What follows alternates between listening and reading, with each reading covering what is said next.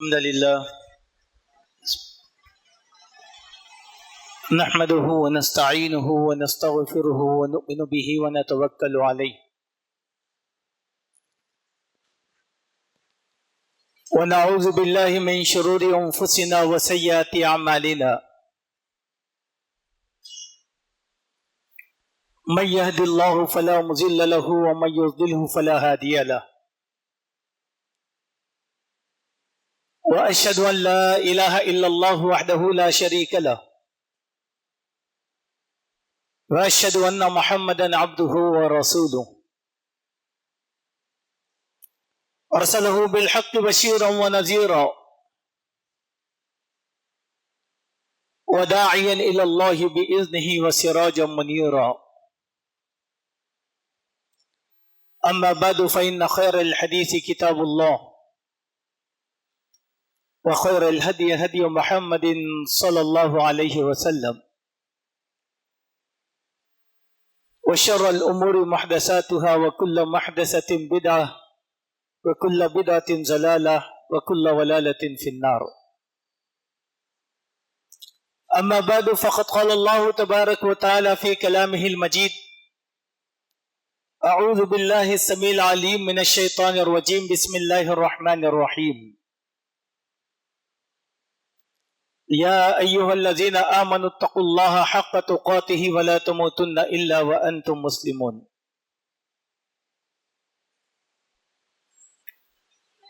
يا أيها الناس اتقوا ربكم الذي خلقكم من نفس واحدة وخلق منها زوجها وبث منهما رجالا كثيرا ونساء واتقوا الله الذي تساءلون به والأرحام إن الله كان عليكم رقيبا. يا أيها الذين آمنوا اتقوا الله وقولوا قولا سديدا يصلح لكم أعمالكم ويغفر لكم ذنوبكم ومن يطع الله ورسوله فقد فاز فوزا عظيما. معزز حاضرین اور پردہ نشین خواتین، تمام تعریفوں کے لائق اللہ سبحانہ و تعالیٰ کی ذات ہے جس نے ہم سب کو خیر امت بنایا، امت وحدہ بنایا، امت محمدیہ بنایا اور ہماری ہدایت کے لیے پیارے نبی محمد صلی اللہ علیہ وسلم پر قرآن اور سنت کو نازل کیا ہے۔ اپنا محبوب دین اسلام ہم سب کو عطا فرمایا۔ اللہ کی اس نعمت پر ہم ہمیشہ اللہ کی تعریف بجا لائیں۔ سبحان اللہ وبحمدہ سبحان اللہ العظیم، سبحان اللہ وبحمدہ عدد خلقہ ورضا نفسہ وزینۃ عرشہ ومداد کلماتہ۔ درود و سلام ہو پیارے نبی محمد رسول اللہ صلی اللہ علیہ وسلم کی ذات پر کہ آپ نے اللہ کا یہ دین ہم تک مکمل طور پر پہنچا دیا ہے۔ اس دین میں کسی قسم کی کوئی کمی نہیں ہے اور نہ زیادتی کی کوئی گنجائش باقی ہے۔ اللہم صلی علی محمد وبارک وسلم۔ معزز حاضرین، آج کے اس خطبے میں ہماری گفتگو السلسلہ الصحیحہ کی حدیث نمبر 2910 پر رہے گی، جس کے راوی حضرت ابو ہریرہ رضی اللہ عنہ ہیں، اور وہ نبی کریم صلی اللہ علیہ وسلم کی ایک دعا نقل فرماتے ہیں، اور یہ دعا ہم میں کے ہر مرد اور عورت کو ذاتی طور پر یاد رہنا ضروری ہے۔ اس دعا میں ہماری عائلی زندگی میں اور معاشرتی زندگی کے پیچیدہ مسائل کا حل بتایا گیا ہے۔ اس دعا میں نبی کریم صلی اللہ علیہ وسلم نے 5 چیزوں سے اللہ تبارک و تعالیٰ سے پناہ طلب کی ہے۔ حضرت ابو ہریرہ بیان فرماتے ہیں कान मिन दुआइही सल्लल्लाहु अलैहि वसल्लम, अल्लाह के नबी की दुआओं में ये अल्फाज, ये जुमले पाए जाते थे। अल्लाहुम्मा इन्नी अऊज़ु बिका मिन जारि सू, ऐ मेरे अल्लाह मैं तेरी पनाह में आता हूं बदतरीन बदनुमा पड़ोसी से। वमिन ज़ौजिन तुशय्यिबनी क़ब्लल मुशय्यिब, और ऐसी बीवी से या ऐसे शौहर से जो बुढ़ापे से पहले मुझे बूढ़ा बना दे। नंबर 3, वमिन वलदी यकूनु अलैया रब्बन, ऐसे बेटों से, ऐसी औलाद से, ऐसी नरीना औलाद से जो मेरी आका बन जाए। वमिन मालिन यकूनु अलैया अज़ाबन, और ऐसे माल से मैं तेरी पनाह में आता हूं जो मेरे लिए अजाब का बाइस बन जाए। नंबर 5, वमिन कलीलिन माकिरिन ऐनुहु तरानी व क़ल्बुहु यरआनी, ऐ अल्लाह ऐसे दोस्त से मैं तेरी पनाह में आता हूं जिसकी आंखें मुझे ताड़ती रहती हैं और जिसका दिल मेरे आमाल की निगरानी करता रहता है। इन रआ हसनतन दफनहा, अगर मेरे अंदर खूबियों को देखे तो वो मेरा दोस्त मेरी खूबियों को दबा देता है। व इज़ा रआ सय्यतन अज़ाहा, और मेरे अंदर पाई जाने वाली बुराइयों का मेरा ये दोस्त प्रचार करता है। इस दुआ में ये 5 बातें बयान की गई हैं और इन 5 बातों की अहमियत हमारी जिंदगी से बहुत ज्यादा करीब है। इसीलिए इंसान इन 5 बुरी आदतों में या पुराने बुरे साथियों से मुलव्विस होकर अपनी जिंदगी को न सिर्फ तबाह कर लेता है बल्कि खुदकुशी का रास्ता अपना लेता है और इंसान की नेकनामी इन्हीं बुराइयों की वजह से बदनामगी में बदल जाती है।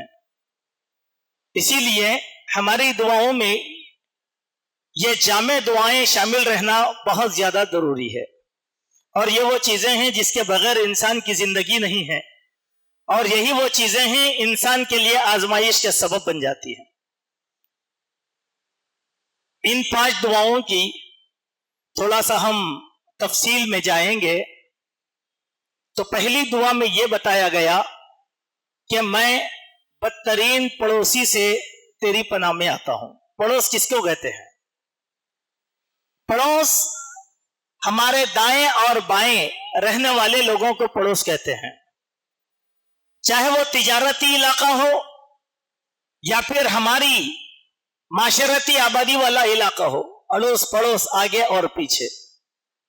एक हदीस में यह बताया गया कि पड़ोसी की हद आगे पीछे सामने से 40 घरों के सराउंडिंग तक पड़ोसी रहता है। उनमें सबसे अहमियत का पड़ोसी जो हमारे दरवाजे के बिल्कुल करीब रहता है। पड़ोसी हमारे लिए बड़ी अहमियत का हामिल है। इसीलिए जब हम किसी मोहल्ले में अपना मकान लेते हैं, खरीदते हैं या किराए पर लेते हैं तो मकान की खूबसूरती से बढ़कर अड़ोस पड़ोस का जायजा लें कि अड़ोस पड़ोस कैसा है। ऐसा ना हो कि कोई बदतरीन पड़ोसी मिल जाए और हमारी जिंदगी को अजीरन बना दे। अहद सहाबा में भी ऐसे हुआ, तो इस अहद में होना कोई मुश्किल बात नहीं है।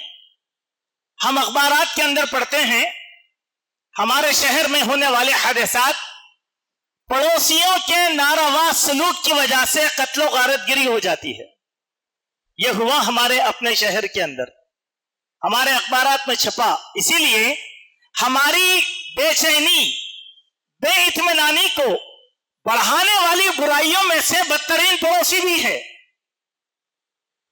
महल्ला अच्छा है तो अगर पड़ोस अच्छे हो तो महल्ला अच्छा रहेगा, अगर पड़ोस अच्छा नहीं है تو ऐसी जगह ना मकान खरीदा जाए, ना मकान किराए पर लिया जाए, ना दुकान लगाई जाए, क्योंकि सबसे पहले हमारा दुश्मन हमारा पड़ोसी होता है। इसीलिए कहा, ऐ अल्लाह, बदतरीन पड़ोसी से मैं तेरी पनाह में आता हूं। और याद रखो, मुसलमान कभी भी किसी का बदतरीन पड़ोसी नहीं बन सकता।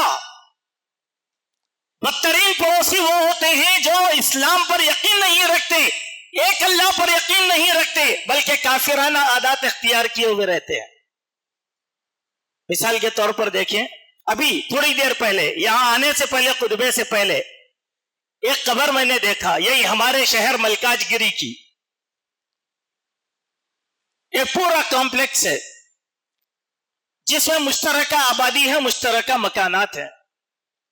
कुछ गैर मुस्लिम पड़ोसी आए और एक मुसलमान पड़ोसी को कहने लगे कि तू पाकिस्तानी है। लड़का है 14 साल 15 साल का, और वो लड़ रहा है, तू मुझे पाकिस्तानी कैसे बोला?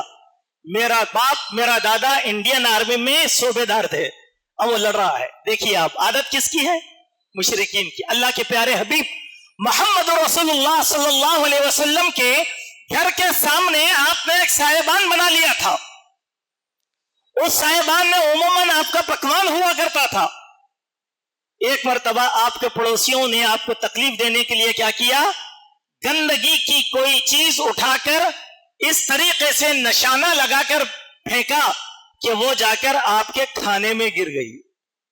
तो अल्लाह के नबी वो चीज लकड़ी में उठाकर लाए और लोगों से कहा, तुम लोग किस किस्म के पड़ोसी हो? देखिए, बदतरीन पड़ोसी थे। कौन? अल्लाह के नबी को सताने वाले। और मुसलमान कायनात के लिए दाई बनाया गया, इसीलिए मुसलमान ना बदतरीन पड़ोसी बन सकता है, ना बुरे पड़ोसी के साथ रह सकता है। अहद सहाबा की बात है कि अल्लाह के प्यारे नबी सल्लल्लाहु अलैहि वसल्लम के ही सहाबा में से एक सहाबी एक महल्ले में रहते थे। उन सहाबी के पड़ोसी भी मुसलमान थे, सहाबी थे, लेकिन उन्होंने अपने पड़ोसी का जीना मुहाल कर दिया। वो आकर अल्लाह के नबी से शिकायत की है कि या रसूलुल्लाह सल्लल्लाहु अलैहि वसल्लम, मेरा पड़ोसी बड़ा बदतरीन है, सता रहा है मुझे, मैं क्या करूं? आपने इलाज बताया। कहा, अपने घर का सामान निकाल और सड़क पर रख दे। आने जाने वाले पूछेंगे कि यह हरकत क्यों कर रहा है, उसको बता के मेरे पड़ोसी का जुल्म ज्यादा हो गया है। वो साहबी वैसे ही किए। जब इस पड़ोस को मालूम हुआ तो भागता हुआ आया, कहा कि ये क्या कर रहे हो? कहा कि तुम्हारे जुल्म से तंग आ गया और अल्लाह के नबी ने हिकमत बताया तो मैंने अमल किया। कहा कि नहीं, तेरा सामान घर में रख, आइंदा से मैं तुझको नहीं सताऊंगा। कुछ लोग होते हैं पड़ोस। दोस्तों, पड़ोसियों के हुकूक को अल्लाह के नबी ने इतना बताया, सहाबा को शुबा हो गया कि सहाबा ने कहा कि कहीं हमारे बाप दादा की विरासत में पड़ोसी को शामिल ना कर दिया जाए। अल्लाह अकबर। हम सब एक दूसरे के पड़ोसी हैं अपने मोहल्लों में, इसीलिए हम सबको एक अच्छा पड़ोसी बनकर रहना है। वरना हमारा पड़ोसी अगर बुरा हो, अल्लाह से दुआ करना है, अल्लाहुम्मा इन्नी अऊज़ु बिका मिन जारि सू। एक मसला आता है कि एक दुआ और एक सिखाई गई है, और यह दुआ भी इस सिलसिला में नकल की गई। अल्लाह के नबी के मामूलात दुआ में से दुआ के ये अल्फाज थे। कहा, अल्लाहुम्मा इन्नी अऊज़ु बिका मिन जारि सू फी दारिल मुकामा फ़इन्न जारल बादिया यतहव्वलु। कहा, या अल्लाह, मैं मेरे उस बदतरीन पड़ोसी से तेरी पनाह में आता हूं, वो पड़ोसी जो हमेशा मेरे साथ बस्ती मोहल्ले में रहने वाला, और वो पड़ोसी जो सफर का है, वो तो टेम्परवरी है। तो पनाह मांगी गई बस्ती में रहने वाले पड़ोसी से। इसीलिए मेरे भाइयों, ना बदतरीन पड़ोसी की सोहबत अख्तियार करने, ना हम बदतरीन पड़ोसी बने। दूसरी बात, अल्लाह के नबी सल्लल्लाहु अलैहि वसल्लम ने एक बात बयान फरमाया पड़ोसी का हक बयान करते हुए, मन कान युमिनु बिल्लाहि वल यौमिल आखिर, तुमने का जो आदमी अल्लाह पर और यौम आखिरत पर ईमान रखता है, फला युज़ी जारहू, अपने पड़ोसी को अजियत ना दे, तकलीफ ना दे। जब हमारे घर में खुशी होती है, कुर्बानी होती है, सबसे पहला हमारी खुशी में शामिल होने वाला जो फर्द है वो पड़ोसी है।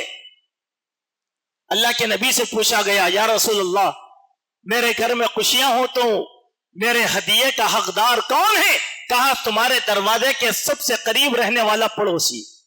ایک حدیث میں اللہ کے نبی نے فرمایا اگر تم لذت دار سالن کھانا بناتے ہو جس کی خوشبو مہک رہی ہو تو اس سالن میں اس شوربے میں پانی زیادہ کر دو اور اپنے پڑوسی کو بھی بھیج دو. اللہ اکبر. ابن عمر رضی اللہ عنہما اپنے گھر میں قربانی دیتے تو پہلے گھر والوں سے بولتے کہ اپنے پڑوسی مسلم اور غیر مسلم دونوں کو ہدیہ دیا کرو. ایسے ہی دیکھیں آپ, ہم اپنا مکان بیچ رہے ہیں, دکان بیچ رہے ہیں, پہلا حقدار اس کو شفا کہا جاتا ہے پڑوسی ہے, پہلے پڑوسی کو بولے. حضرت ابو رافع اپنا گھر بیچ رہے تھے, حضرت سعد کے پاس آئے, کہا کہ اے سعد میرا یہ گھر خرید لو, چونکہ میں نے اللہ کے نبی صلی اللہ علیہ وسلم کو یہ فرماتے ہوئے سنا کہ تمہاری کسی بھی چیز کا سب سے پہلا حقدار پڑوسی ہے, تم میرے پڑوسی یہ گھر خرید لو. کہا اس گھر کے بازار میں مجھے 500 دینار مل رہے ہیں. حضرت سعد نے کہا اس حدیث کو سننے کے بعد میں 4000 دینار میں تمہارے 2 گھر خرید لیتا ہوں. حالانکہ باہر بیچا جا سکتا تھا لیکن پہلا حق پڑوسی کا. اسی لیے میرے مومن بھائیوں, اس دعا کا جو پہلا جملہ ہے وہ ہمارے لیے بڑا محل نظر ہے. ہم خود اچھے پڑوسی بنے اور اچھے پڑوسیوں کی سنگت اختیار کریں. اگر ہمارا پڑوسی کوئی بدترین ہے تو پھر اللہ تعالیٰ سے وہ دعا کریں جو نبی نے کیا, اللہم انی اعوذ بک من جار السوء. دوسری دعا ومن زوج تشیبنی قبل المشیب. زوج میں دونوں چیزیں داخل ہوتے ہیں, شوہر اور بیوی. انہی دونوں سے ایک معاشرہ تشکیل پاتا ہے. ایک بیوی کے لیے سب سے بڑی آزمائش شوہر ہوتا ہے جو بد اخلاق بد کردار ہے, اور ایک شوہر کے لیے آزمائش بنتی ہے ایک بیوی جو انتہائی بد اخلاق اور بد کردار ہے. تو اللہ کے نبی یہ میاں اور بیوی کے آپس کے تنازعات زندگی کو ختم کر دیتے ہیں.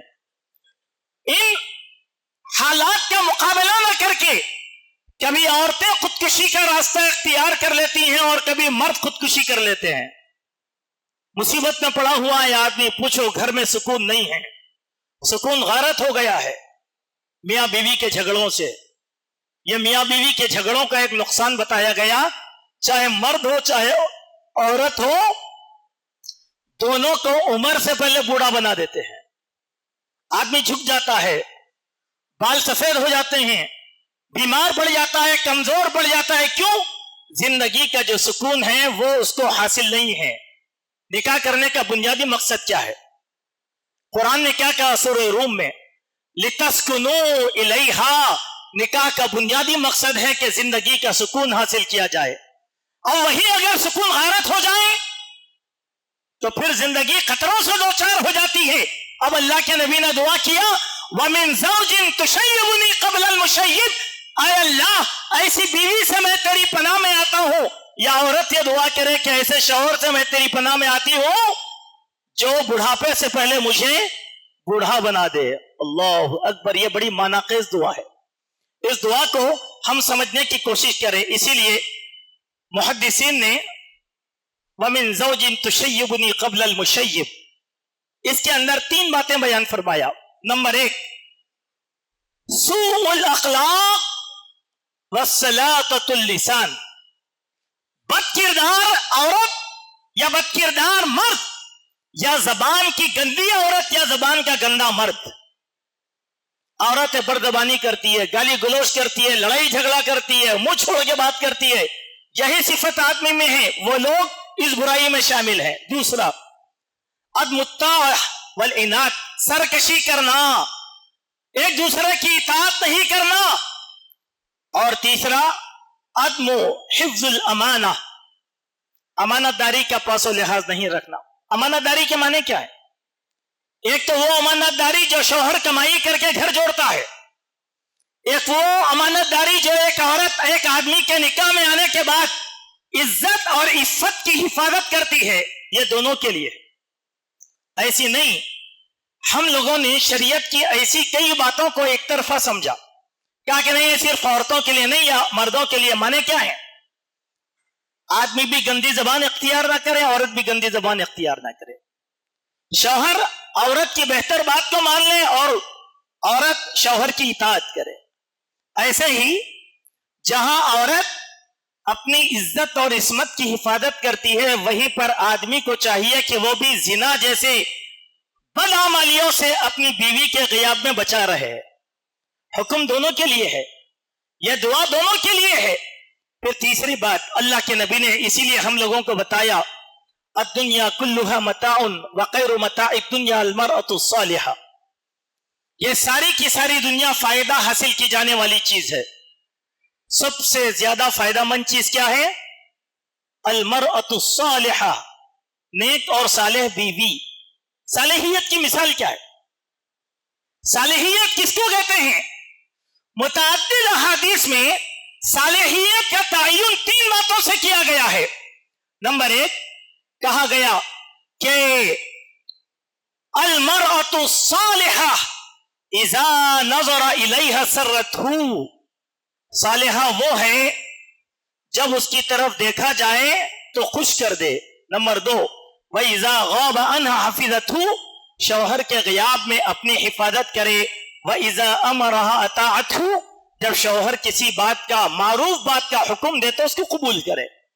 صالحہ کے اندر یہ 3 صفات کا ہونا ضروری ہے جو مختلف احادیث کے اندر بیان کی گئی ہے۔ اسی لیے اللہ کے نبی نے کہا 4 من السعادہ، خوش بختی کی 4 باتیں ہیں۔ کسی بھی مرد کو خوش بختی حاصل کرنا ہو تو یہ 4 باتیں انسان کے لیے خوش بختی کی۔ نمبر 1 المرأۃ الصالحہ، نیک عورت کا حاصل ہونا۔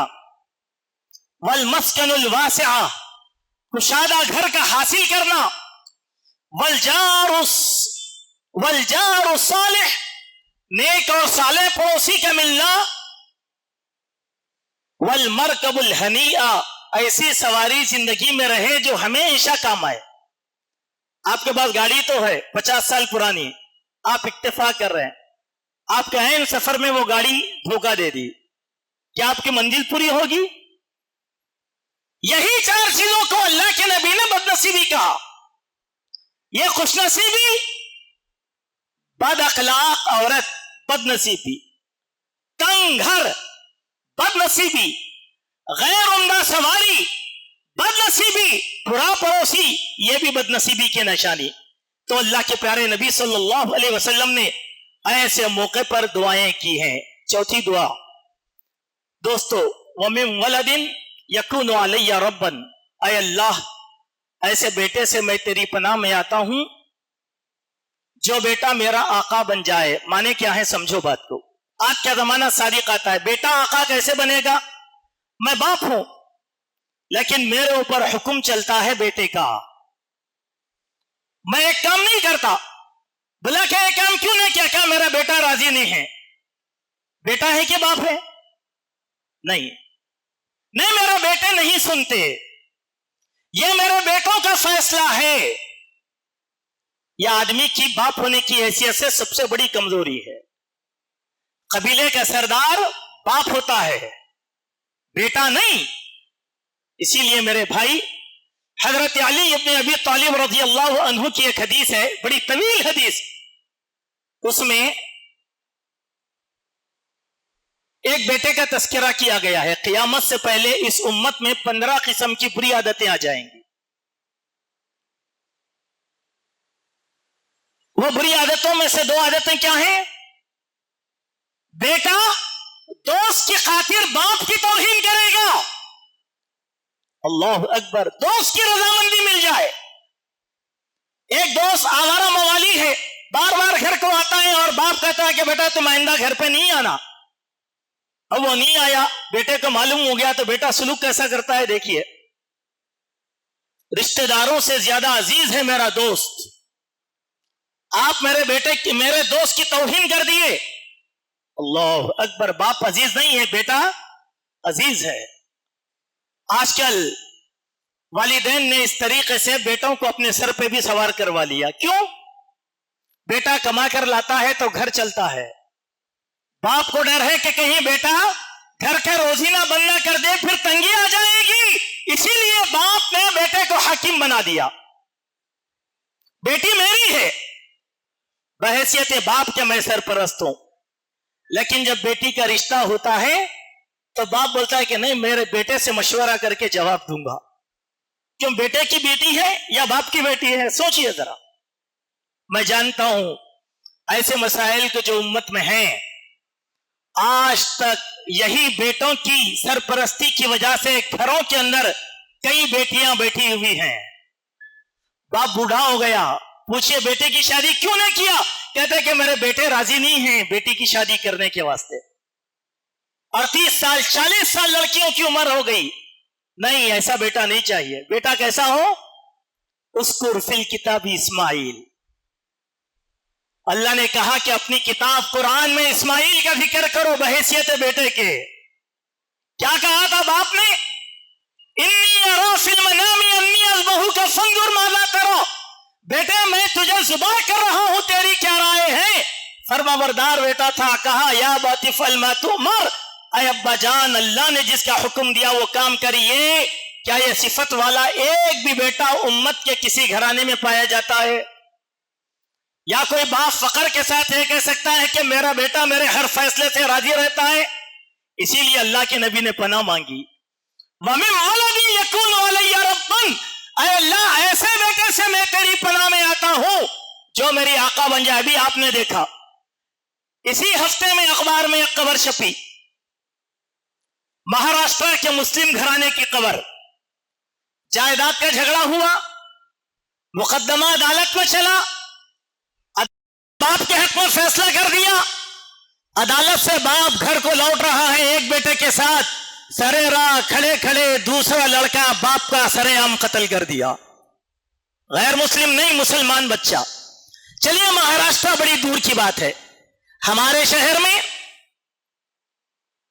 نعوذ باللہ من ذالک یہ بات کہنا پڑے گا، ہمارے مسلک میں اہل حدیث مسلک کا ایک لڑکا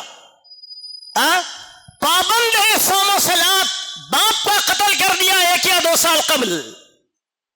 دیکھیے آج بچوں کو اتنی ہوا دے دی گئی کہ بچے آج بآسانی باپ کا قتل کر رہے ہیں. اسی لیے نبی نے کہا وَمِن وَلَدٍ يَكُونُ عَلَيَّ رَبًّا. اے اللہ، ایسے بیٹے سے میں تیری پناہ میں آتا ہوں جو میرا آقا بن جائے. دوستو، حدیث کا ایک آخری فقرہ جس کا کہنا بہت ضروری ہے اور ہم اس بات پر غور کریں. دوستی کے بغیر آج ہماری زندگی نہیں ہے. ہمیشہ ہر انسان دوستی کو چاہتا ہے، یہ فطرت میں ہے. لیکن دوستی کرنے سے پہلے دوستی کا انتخاب بھی کرے کہ دوستی کیسے کی جائے، دوستی کس سے کی جائے. شریعت میں اس کا پورا چیپٹر بیان کیا گیا کہ دوستی کس سے کرے. نیک لوگوں سے دوستی کرے جو ہمارے لیے ہماری نیکی پر خوش ہوتے ہیں. آج ہماری دوستیاں، ہماری سنگتیں کیسی ہیں؟ ہم فخر کرتے ہیں برے دوست کے ساتھ. میرے دوستانے میں غنڈے رہتے ہیں، قاتل رہتے ہیں، موالی رہتے ہیں، میں اس پر فخر کرتا ہوں. دیکھیے ہمارے شہر میں دوستوں میں آج کل گینگ وار ہوتی ہے، عام ہے. ذرا حادثہ ہوا، فون کر دیے، 20-25 جمع ہو گئے، لڑائی جھگڑا قتل شروع. یہ دوستیاں کیا اللہ کے پاس نجات دیں گی؟ قرآن مجید میں دوستی کا بیان بھی اللہ تبارک و تعالیٰ نے کہا، اور اللہ کے نبی نے احادیث میں دوستی کس سے کرنا ہے اس کا بھی تعین کر دیا. اسی لیے کسی شاعر نے کہا تھا کہ دوستی جب کسی سے کی جائے دشمنوں کی بھی رائے لی جائے. دوستی کس سے کرنا ہے، کس سے نہیں کرنا ہے؟ وہ انسان جو ہمارا تقویٰ بڑھاتا ہے، وہ انسان جو ہمارے نیکی میں کام آتا ہے، وہ انسان جو ہماری مصیبت میں ساتھ کھڑا ہوتا ہے، وہ دوست ہوتا ہے، وہ دوست ہوتا ہے. اسی لیے اللہ کے نبی نے کہا اے لوگوں سنو، عطر فروش سے دوستی کرو تو تمہارے اندر خوشبو آئے گی. اگر تم لوہار سے دوستی کرو گے تو تمہارے جسم سے آگ کی بدبو آئے گی. اب دوستی کس سے کرو گے یہ فیصلہ ہمارے اوپر ہے. لیکن ہمارے دوست کیسے رہتے ہیں؟ حدیث میں من وان اللہ کے پیارے نبی صلی اللہ علیہ وسلم نے صاف صاف بیان کر دیا وَمِن قَلِيلٍ مَاكِرٍ عَيْنُهُ تَرَانِي. ایسا مکار دوست جس کی آنکھیں ہمیشہ مجھ پر ٹکی رہتی ہیں، میں مال کما سے کما رہا ہوں، میں کس کے ساتھ اٹھتا ہوں اور بیٹھتا ہوں, میرے تعلقات کس کس سے ہیں, اور وہ کیا کرے گا, جائے گا خود تعلقات قائم کرے گا اور میری برائی اس کے سامنے بیان کرے گا. پھر وقلبہ یرانی, اس کا دل میری نگرانی کرتا ہے. کیسے؟ آج ہمارے دوست ہیں, دیکھیے کیسے کہتے ہیں, ارے بھائی خرم جامعی ہمارے دوست ہیں, ہم سے پوچھو ان کی عادتیں کیا ہیں. آپ بولیے, بولتے نہیں بولتے؟ دوست سے بڑھ کے دوست کو کون جانتا ہے؟ بولے ان کی برائی ایسی ہے, یہ ایسی حرکتیں کرتے ہیں, وہ ایسا کرتے ہیں, یہ ایسا کرتے ہیں, یہ ایسا کرتے. حدیث میں وہی کہا گیا, اذا رأى حسنة دفنها. مکار اور یا دوست آپ کی نیکیوں کو دفنا کر رکھے گا, کبھی نہیں بولے گا لوگوں کے سامنے کہ آپ کتنے نیک اور صالح ہیں, بلکہ جب آپ پہ برائیاں پائی جاتی ہیں تو اس کا پرچار کرے گا, بولے گا یہ ایسے ہیں, یا ایسے ہیں, یا ایسے ہیں, یا ایسے. المہم میرے بھائیوں, ایک جامع حدیث تھی جس کو میں نے مناسب سمجھا کہ آج کے خطبے کا حصہ بنایا جائے. اسی لیے اس دعا کو جو الاحادیث الصحیحہ کے اندر نقل کی گئی, اس دعا کو ہم پڑھیں اور اس دعا کو ہم یاد رکھ لیں اور ہماری دعاؤں کا حصہ بنائیں, ورنہ ہماری زندگی کی خوشیاں ختم ہو جائیں گی, ہم مصیبتوں میں پڑ جائیں گے. اللہ تعالیٰ سے دعا ہے اللہ تبارک و تعالیٰ اس حدیث میں بیان کی گئی صفات کو اپنانے کی توفیق عطا فرمائیں. اس حدیث میں بیان کی گئی مذمتوں کو اللہ تعالیٰ ہماری زندگیوں سے دور کر دے. اللہ سبحانہ و تعالیٰ ہماری اولاد کو ہمارا فرما بردار بنائے. اللہ تعالیٰ متقی پرہیزگار صالح لوگوں سے دوستی اختیار کرنے کی توفیق عطا فرمائے. اللہ تعالیٰ ہمارے شوہروں کو بھی نیک بنائے, ہماری بیویوں کو بھی صالح بنائے. اللہ تعالیٰ ہماری معاشرتی زندگی کی اصلاح فرمائے, جب تک زندہ رکھے اسلام پر رکھے, جب ہمارا خاتمہ ہو ایمان پر ہو. اقول قولی ھذا استغفر اللہ من کل ذنب واتوب الیک.